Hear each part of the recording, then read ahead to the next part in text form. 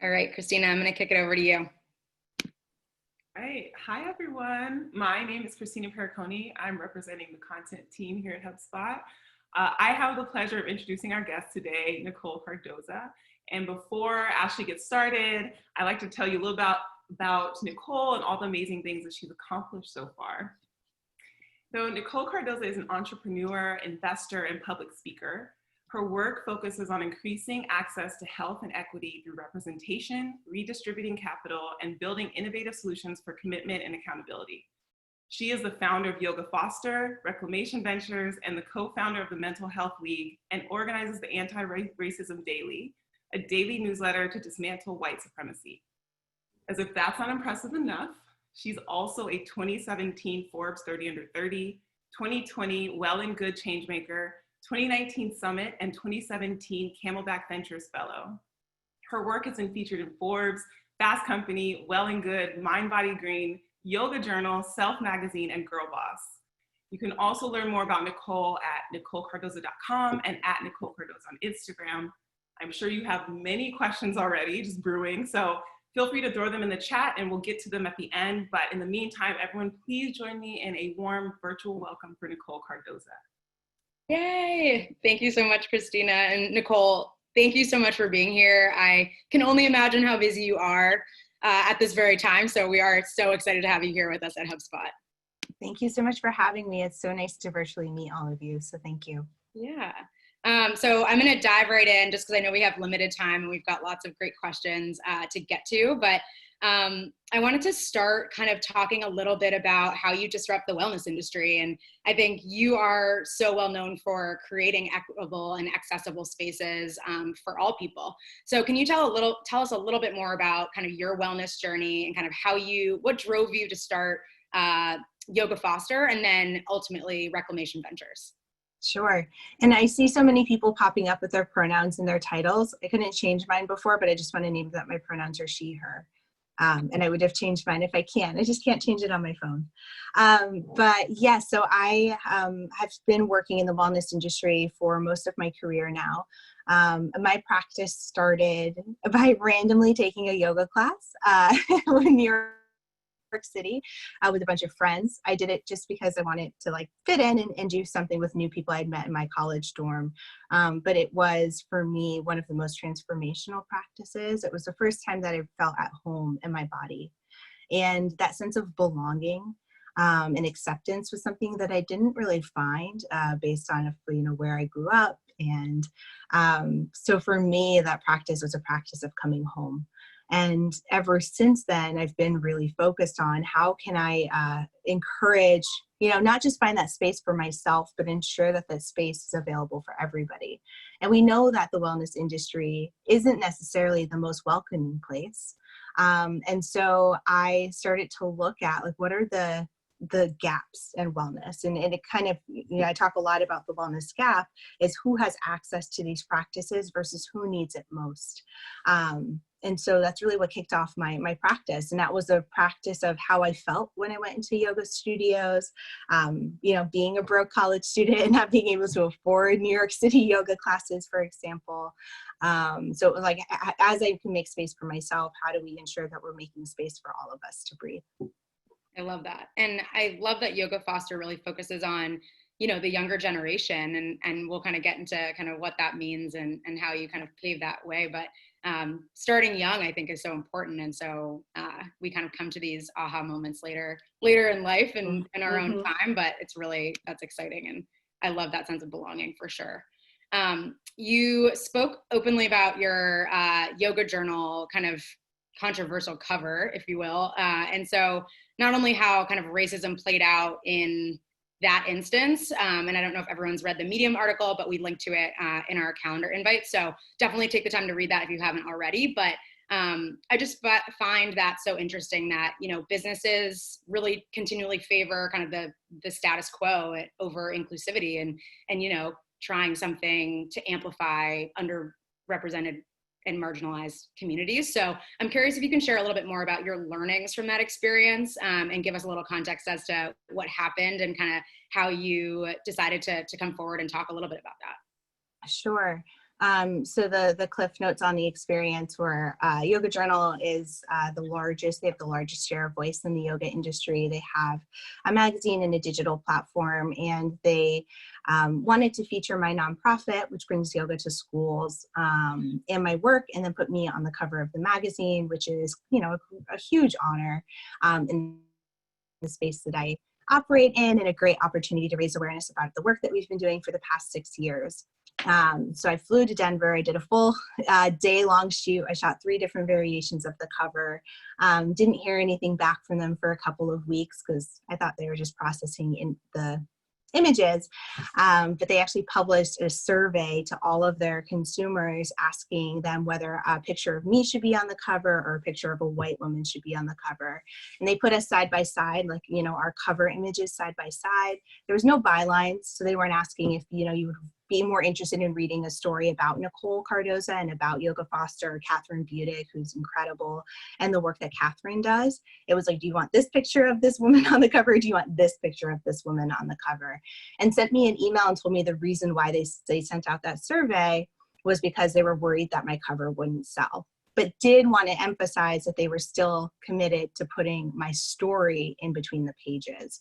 And that isn't necessarily something that was surprising to me, because there's been so many instances, not just in wellness, but in many other industries, of major brands and media deciding like who deserves to be centered, who deserves to be celebrated. And they made the decision that, you know, a Black woman with natural hair, had a fro, might not sell this magazine, and so consequently shouldn't be on. So when I shared about my experience on social media with them, because for 2 reasons. One, like, that's the most blatant representation of the type of discrimination that's happening in this industry and so many others all the time. Right? I know people that have walked into studios and they don't look like they have the right yoga body, and so they don't get the job to be able to teach there, or because they're not like a traditional entrepreneur, get the funding for their work to succeed. So there's so much more of this insidious stuff happening. And that also isn't just my story. I'm not the only person that has experienced discrimination and racism in the industry, right? So I felt like me sharing my story was a way to show the stories of so many of us that experience this. And I'm also super privileged. You know, I'm a light-skinned dark woman. I'm a size 0. I'm able-bodied. And so there's so many people in the wellness industry in particular, when you think about how much is based on image, that is so further marginalized than I am, that if I'm experiencing this, there's so many people that wouldn't have even been asked to be on the cover to begin with. You see what I mean?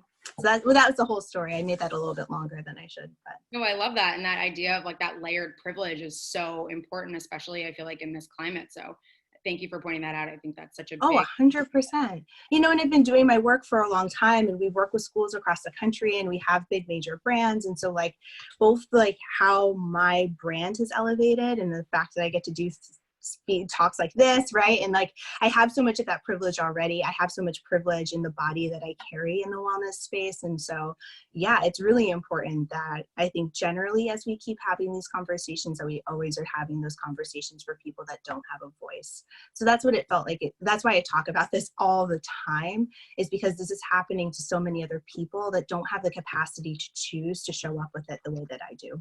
Absolutely. And I think it resonates with me too, just because like you were saying, you have that privilege and you're in that more privileged position than somebody else per se, kind of in that same underrepresented group. But it's so fascinating because we then think like, well, if you're promoting me, why can't you promote somebody else of that same marginalized community? Like, what's the difference? So I totally hear that. So that is so interesting. And shifting gears like just a little bit in terms of, you know, just everything that's going on in the country with the racial injustices that are, you know, resurfacing and coming to light more now than ever. I've started to see my feed kind of make this dramatic shift on social media between the Goop ads and the things that are now starting to show Black bodies in a way that they hadn't before. And so you talk a lot about like performative wokeness. And so I would love to know from you how you've seen brands do it really well and intentionally and with authenticity versus this performative wokeness that I've started to see, you know, more and more as social media kind of emboldens this movement? Yeah, I think right now there's like a rush for people to send pictures, like put pictures up of non-white people as if they're centering them, or make a list of like 100 Black people in wellness, as if that like counteracts 100 articles they wrote previously that didn't center them. So yeah, there's a lot of like using somebody's image but not properly telling their story that's happening. Something that I think, again, with Yoga Journal was really clear. They actually wanted to use my story but not put my image up. And so now we have the opposite. It's like, I need some bodies. I need some bodies to place in these spaces, which is actually really harmful if you think about that. Like, people might post a picture on social media of non-white people and say that we did it, but think about the equivalent of having like a white dominated space and then just pulling in like physical bodies into that space without addressing their needs, without honoring them and acknowledging their pain and their trauma. And then doing the work to have a conversation with everybody else, right? To say like, this is what we're doing and this is how we're trying to change. So there's a lot of that. There's a lot of conversations around racism in the industry that are centering people, a lot of non-white people, especially, with this time, Black people, who, are asked to speak about racism in the industry, but they're not asked to talk about their stories, right? And so you have a lot of people that are tokenized with the pain and the trauma that they're experiencing, but not like what they do, because I read so many stories about my colleagues talking about racism, and it's like, gosh, I wish people knew like how incredible artists they are, or what spaces they're holding, or like how beautiful their studio is, or whatever else.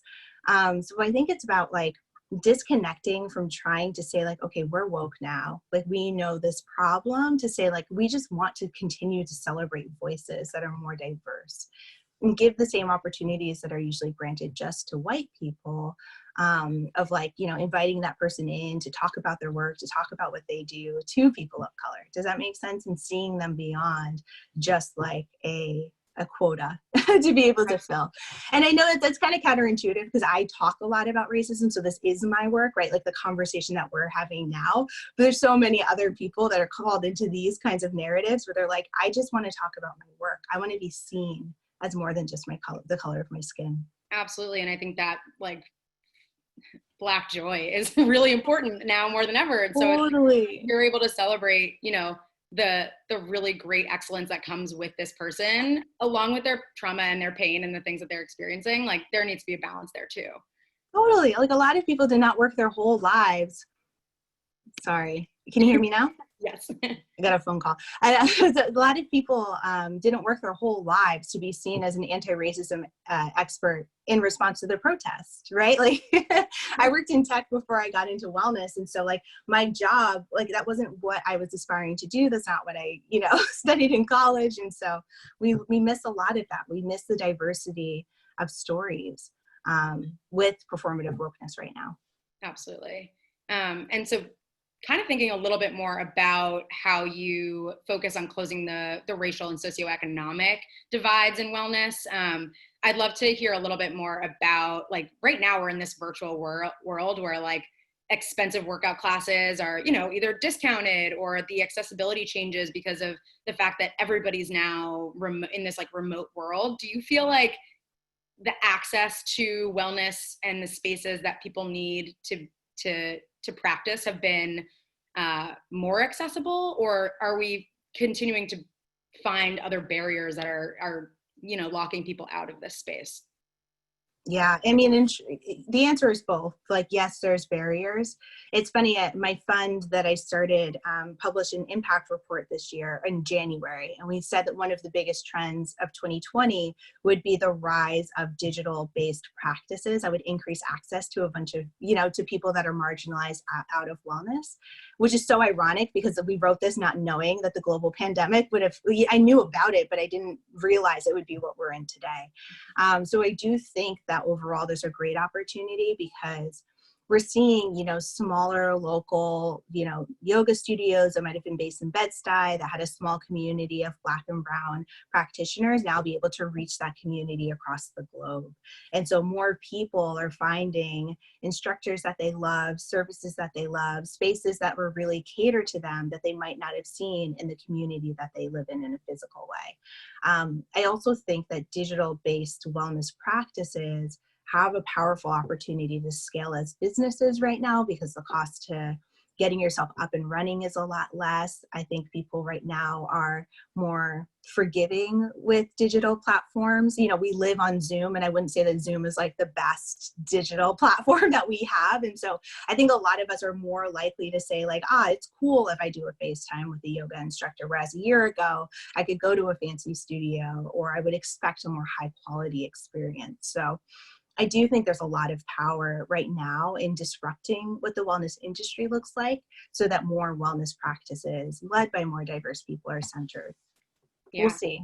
We Yeah. also have a lot of like physical studios closing. We also see the cost of some of these physical spaces increasing.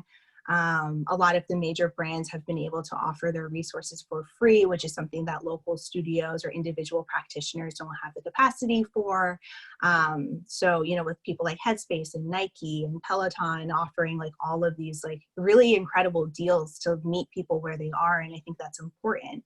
It does kind of cannibalize that market a bit further. So. Yeah. And so Reclamation Ventures kind of gives that platform to underrepresented minority practitioners and kind of ensuring that they can have that voice and that also support like the money behind what they do every day. So I'd love to know kind of how you think about positioning those folks for success and what that looks like kind of on that journey of Reclamation Ventures. Sure. Yeah. So I started Reclamation Ventures after the controversy with Yoga Journal, although I'd been working on it for a while. I saw somebody ask in the chat, I ended up being on the cover of Yoga Journal. I said, because of course, after I called them out, they were like, the cover is totally yours. But I was like, I only will be on the cover if you donate all of the proceeds from the magazine to my fund so that we can give it to other entrepreneurs, because it's not fair for anybody to profit off of that harm. But unfortunately, that's what usually happens in capitalism. And so, yes, so we're raising $1 million fund to do larger scale investments. We've really pushed back the close on that because of COVID. But right now, what we think is most important is not how do we invest in people for their businesses to scale? How do we meet people where they are to help fortify the work that they're already doing? Because like we see in so many other industries, people of color are disproportionately impacted economically, well, and in every way, but economically are disproportionately impacted because of COVID. So we've raised about $200,000 to provide relief grants to entrepreneurs that are in the wellness industry, whether they're teaching or they're running a studio, or they have a meditation app, and just giving them direct, unrestricted capital just to offset some of the loss. And we're working on an accelerator program, although that's not the right term, but some kind of incubator accelerator model that will help people fortify their businesses. So that's really where we've shifted our work since March is instead of scaling or growing, is like, how can we help people stay where they are, keep their physical spaces open, find the right technology infrastructure to scale, pivot successfully in this wild, unprecedented time. Absolutely. That relief is so important, and especially for entrepreneurs and entrepreneurs of color. And I think, like you said, with physical spaces closing and with people having to shift their business models, they might not all survive. So how do we make sure that they're at least able to, you're meeting them where they are so that they can continue to do the work that they love. Yeah. Yeah. Shifting gears again to Anti-Racism Daily Newsletter. So it is shocking to, I think, a lot of people that this newsletter started on June 3rd. As a wake up for all folks. This has not been around for 5 years, but you've been doing the work for so long. So I'm just curious to know a little bit more about how it got started and kind of your intent behind how you think it'll scale over time. Yeah, like I did not, this was not like in the plans for 2020, let's be real clear. So I obviously I talk a lot about racism and wellness, and that's what, everything that we've talked about. Yoga Journal happened this time last year. So over the past year, although I've talked about it a lot, I think like this past year, I've been seen as some kind of expert in the relationship between racism and wellness.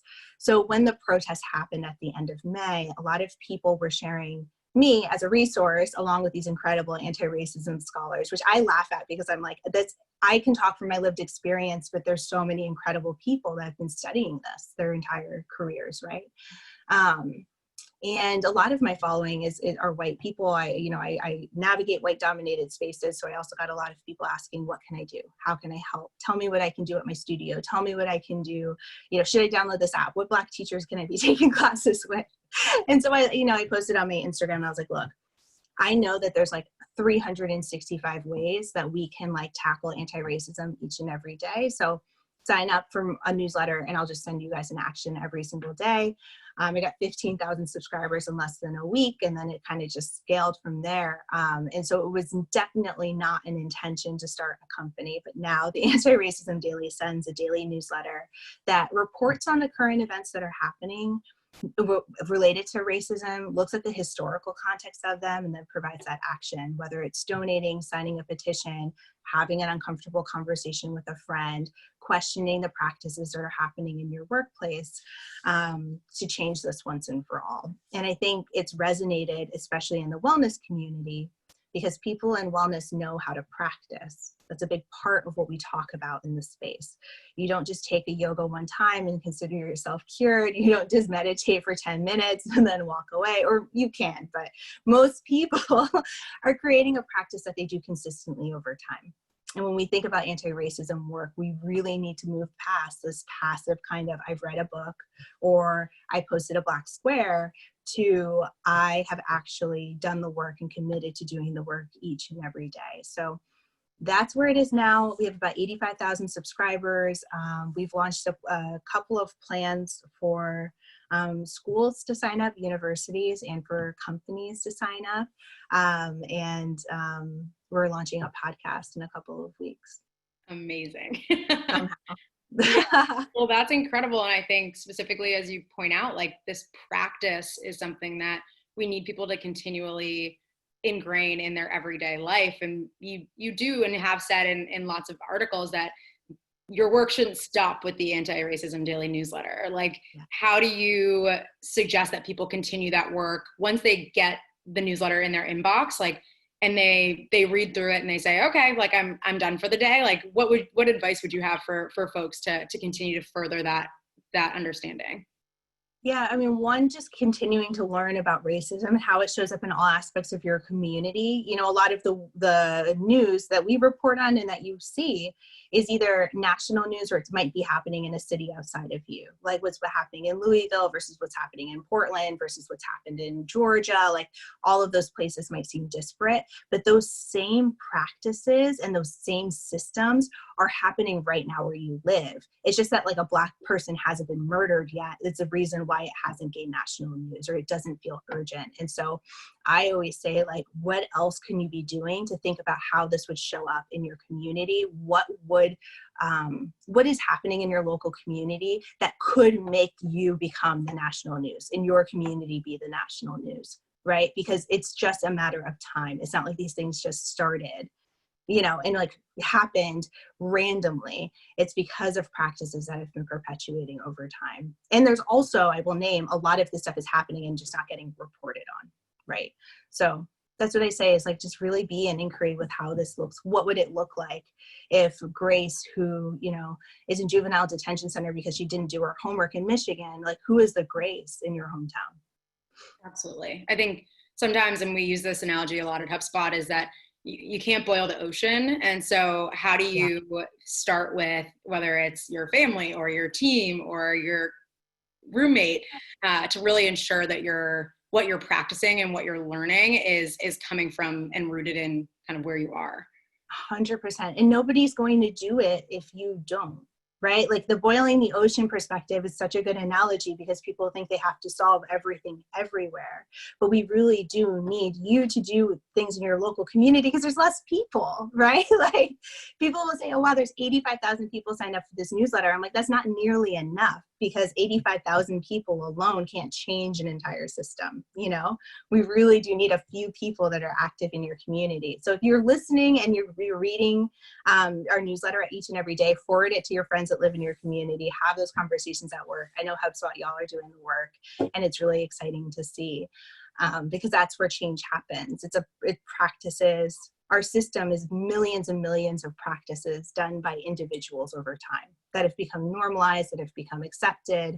And so we need to counter that with our own millions of micro practices, one at a time. Yeah, absolutely. And I think specifically thinking from a global perspective, like we're a global company, we have so many different folks from all around the world. So thinking about anti-racism in not just a US centric way, I'm just so curious as to how you think about expanding that outside of just the scope of, how everyone views it as a US problem. Yeah, it's, we've been having that conversation a lot. Because I think we need an anti-racism daily, like in every single country, right, for us to be able to do reporting, because we really do report on US-based practices. And we have global audience who are, taking this work and applying it into their own space. But, on one hand, a lot of people look at the US as some kind of leader. I think that's changed finally because we don't deserve that title.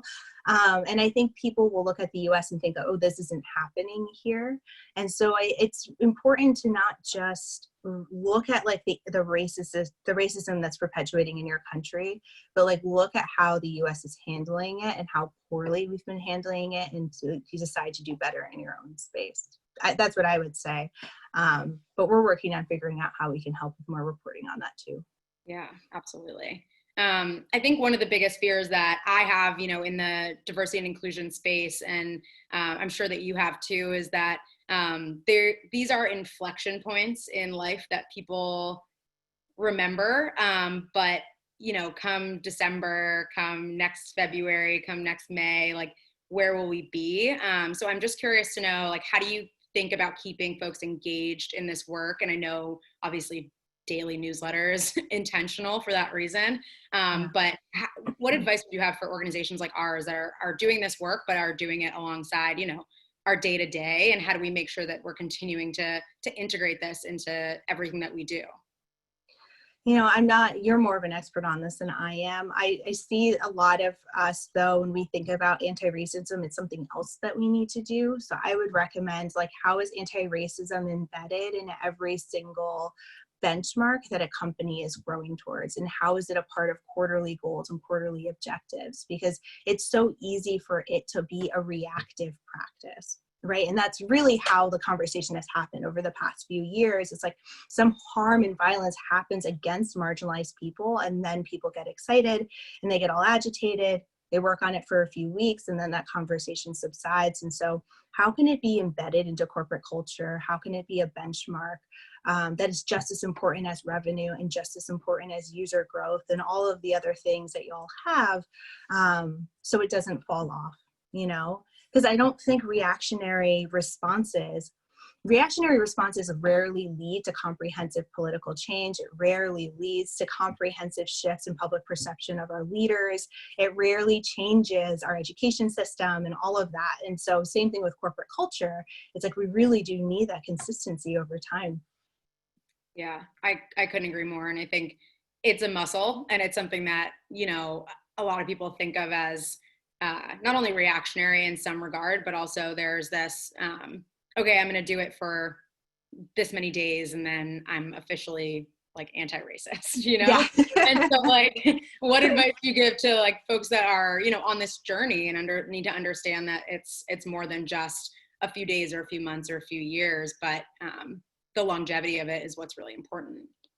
Yeah, I mean, it's so similar to other like parts of how we want to transform ourselves. Like, so I always go back to yoga. It's like, meditating for 10 days isn't going to necessarily change things. We really do have to unwire generations. I mean, and I'm saying, speaking broadly, I know a lot of people have immigrated here and haven't spent a lot of time in the US, but if you have been rooted in the US, like me, my family came here and not by choice, we have generations of racism wired inside of our bodies and our blood and our bones. And so we need to remember that like we can't undo all of this just in our lifetime, and we need to try. And this is a marathon and not a sprint. So overwhelming yourself and trying to boil the ocean, like you said, might lead to fatigue or resentment or burnout or this feeling that you've done enough. But we can't do it. People ask me, like, when are you going to stop sending the newsletter? And it's like, well, when racism doesn't exist, right? Like until then, there's not enough, in my opinion. And so pacing yourself, making it a consistent part of your practice, being committed to learning and unlearning over time.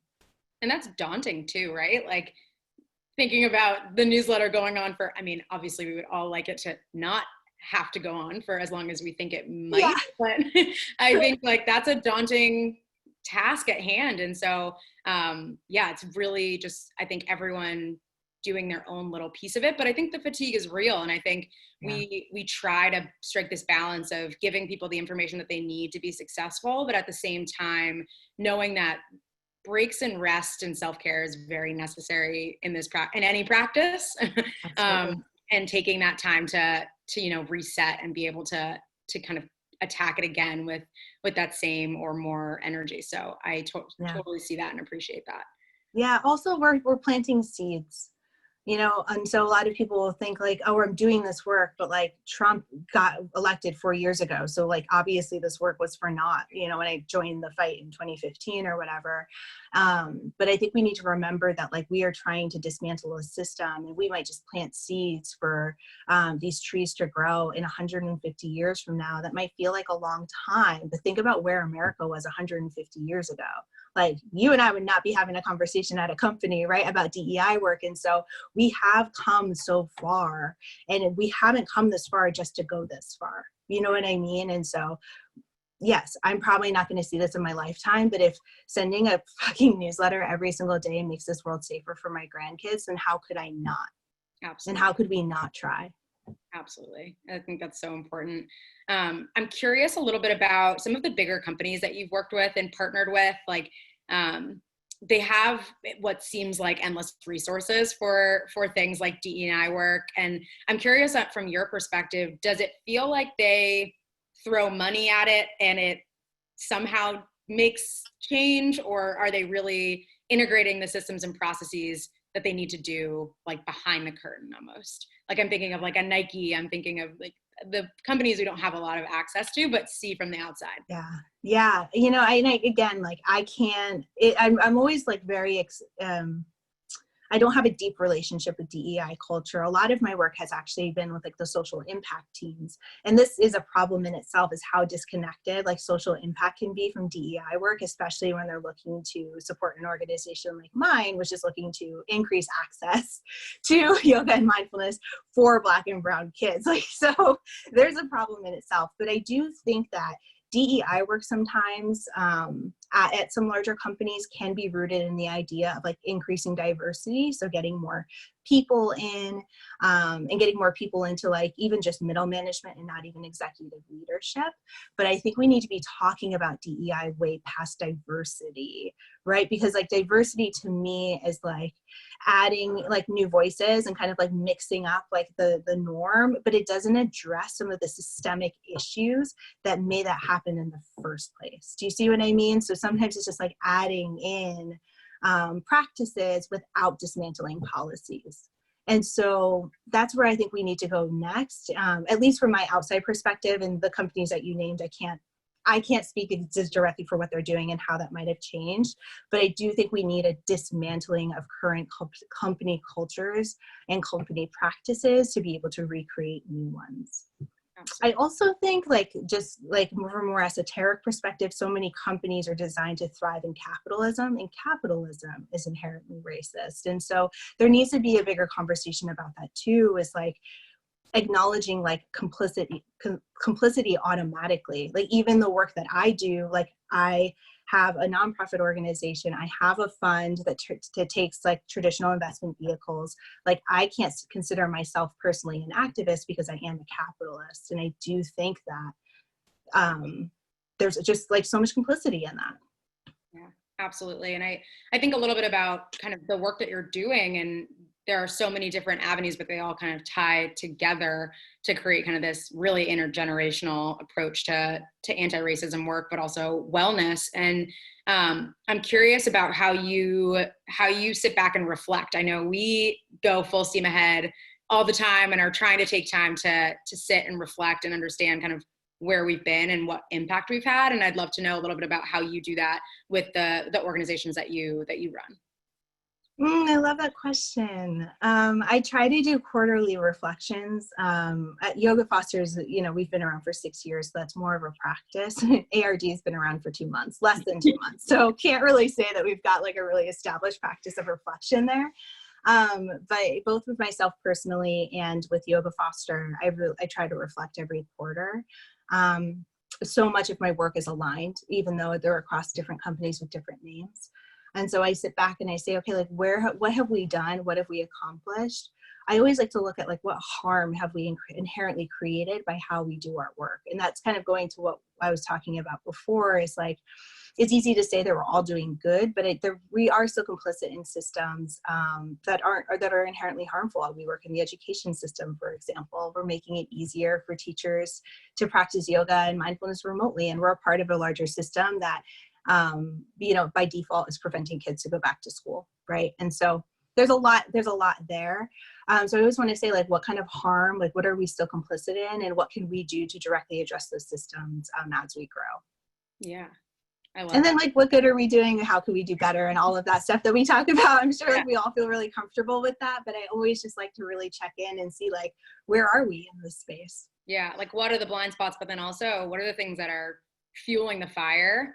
And kind of where can we find some place in the middle so that we can and one thing exactly. And the one thing I always think about too is who needs to be at the table, because I always constantly find that like we don't have enough representation, and we don't have enough voices for the communities that we want to serve in the context of like how things are growing and shaping. Like right now, parents have become much more, if they hadn't already been, they're much more responsible for their child's education over the past 6 months. And so as we continue to develop things for the classroom, we know that classroom is a lot of people's kitchen tables. And so we need to have more parent representation at Yoga Foster as we move forward, to make sure that we are aligning the content that we're offering to our teachers, our new stakeholder that's much more engaged.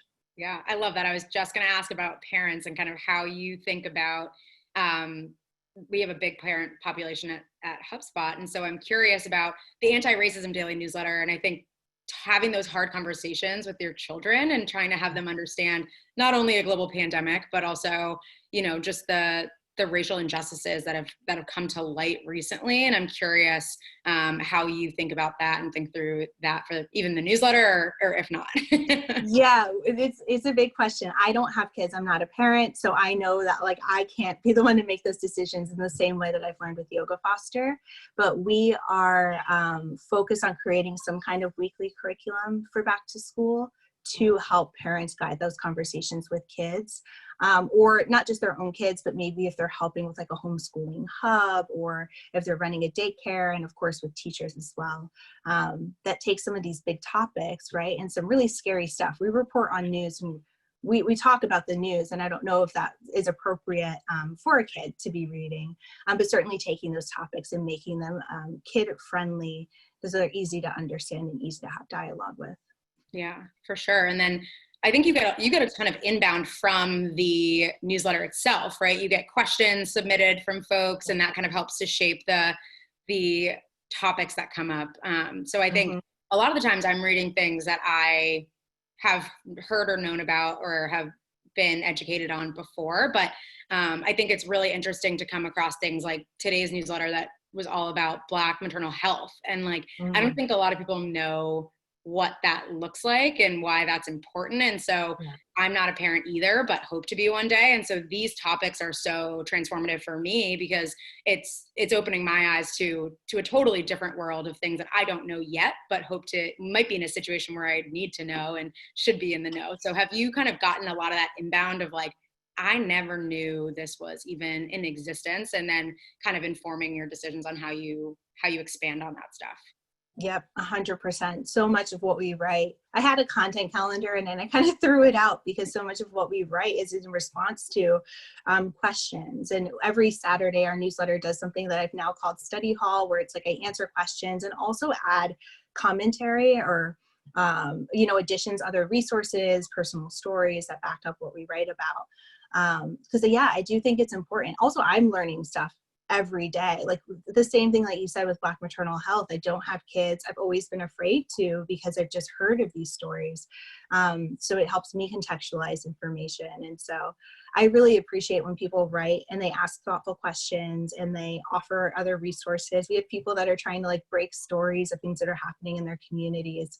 So I'm really, really grateful for how people show up. Like we do have, quite a few racists and, but overall, I think our community is really committed to learning from one another. So, and holding us accountable as an organization, which is critical because we're going to mess up, Yeah, absolutely. So I know we want to open it up for questions from our audience that Christina's been polling, but I just have one more question for you.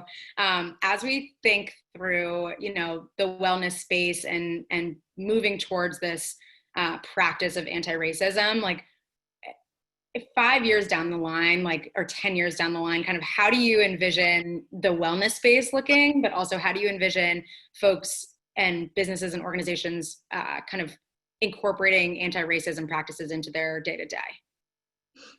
I actually think that the wellness industry and the anti-racism space are so similar. And I would love for people to think about the wellness industry as an inherently anti-racist practice. So not just like, I'm going to wear my cute Lululemon leggings, I'm going to go to the studio and I'm going to get my green juice and all of that. And I love that stuff. I'm not judging, probably going to get a green juice after this, but it's a part of me showing up in an anti-racism way that keeps me well and keeps all of us well.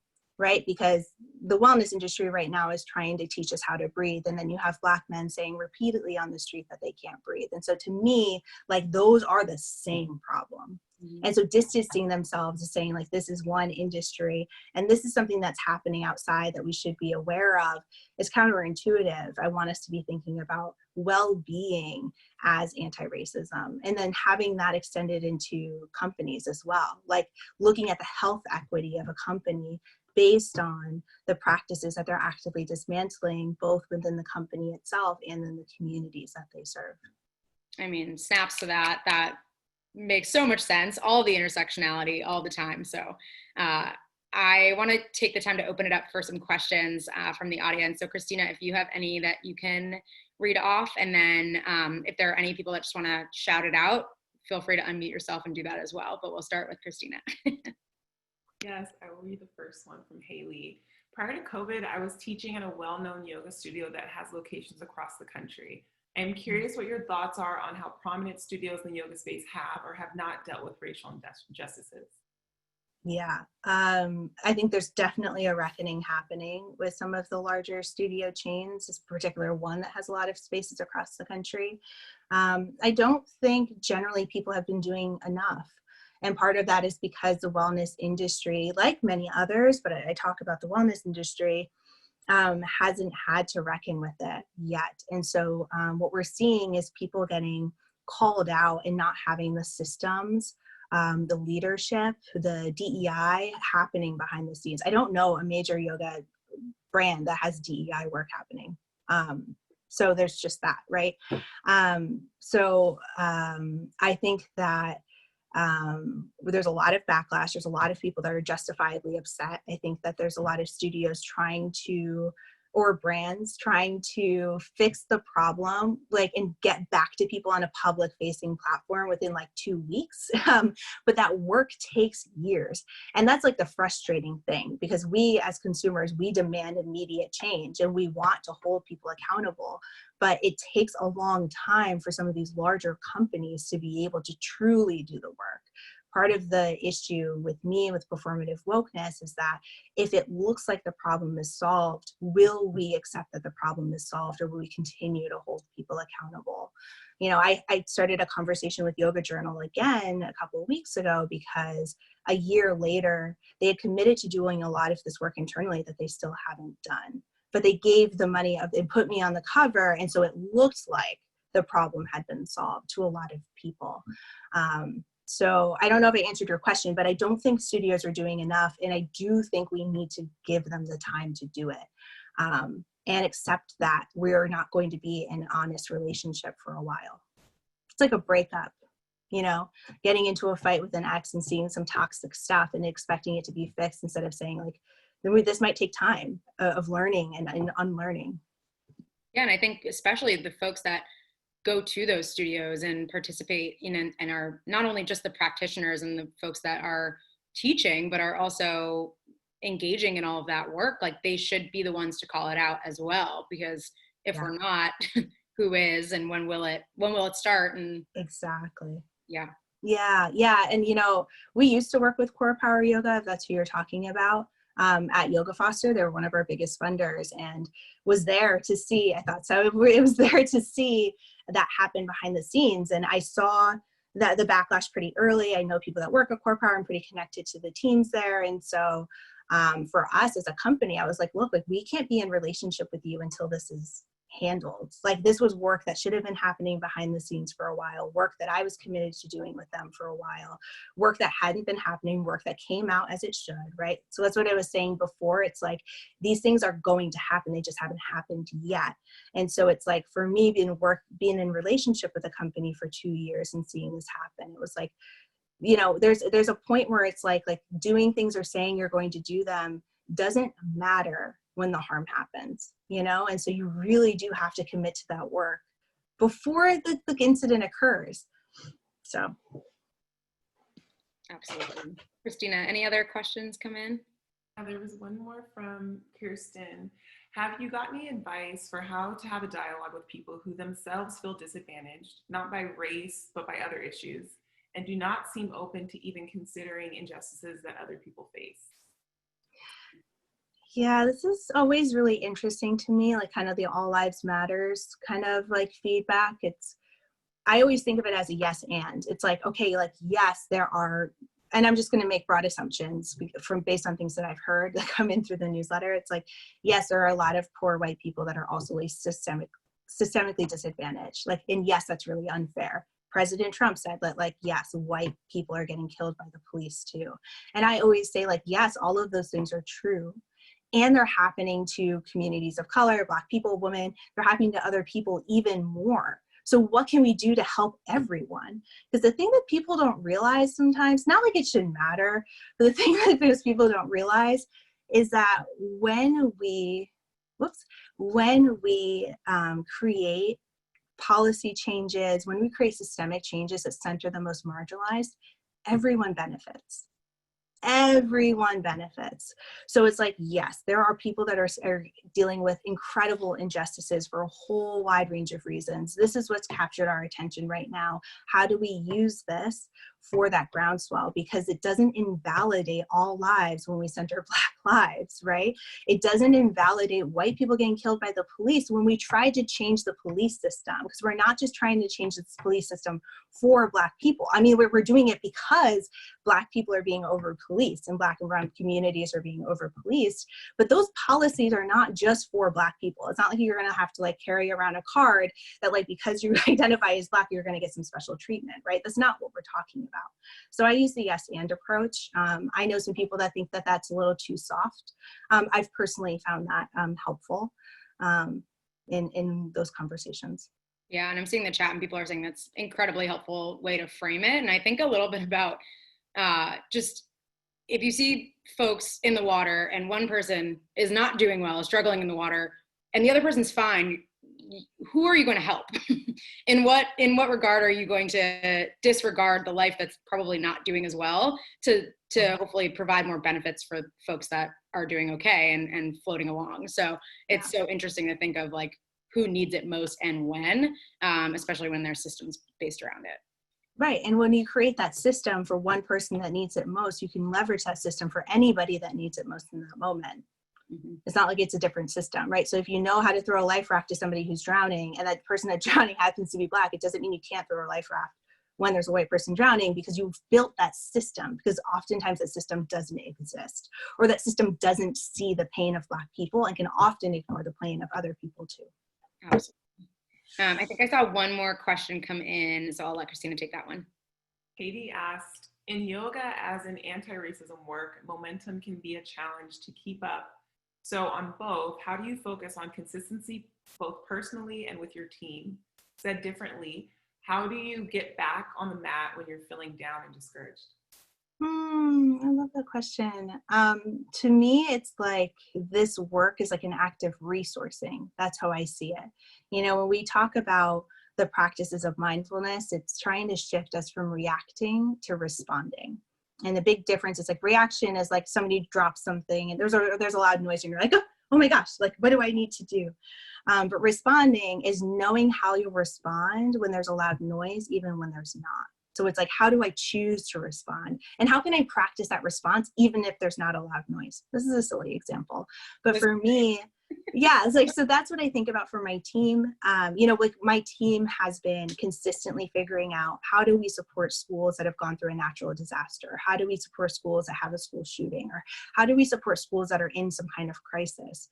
So when schools went into crisis in May, we were like, oh, we know how to do this because we've always been asking ourselves, what would it look like if we had kids that didn't have access to the internet at home? What would it look like if a teacher got sick? Whatever.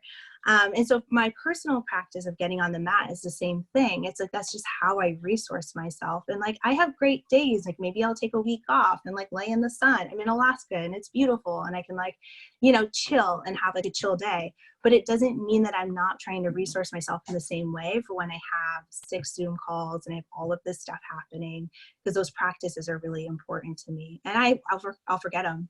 And also I have terrible practices like binge eating or drinking too much wine that like I can grasp in moments where I'm reacting, right? And so it's important for me, and I think important for all of us, that we keep practicing those habits, and we don't just wait for us to be triggered to hopefully choose them, right? Because it usually doesn't happen for me. I'll choose something that's a lot worse for my personal practice than what I practice. Does that make sense? Yeah.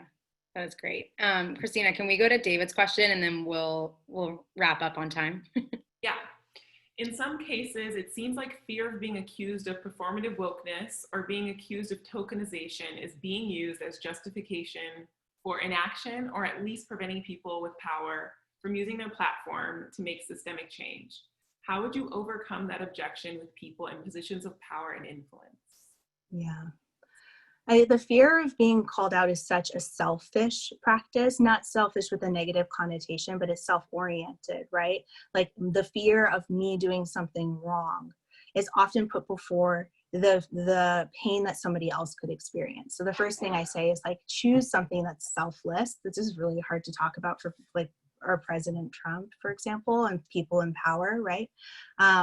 But we have to take ourselves out of selfish responses to selfless responses. We are going to mess up. Like if you've been in America for a while, if you've been reading the news, or, honestly, in other high resource countries, like we have been taught that racism is the norm since school, education, all of us in all walks of life. We might have different lived experiences to counter that, but we've been taught so much.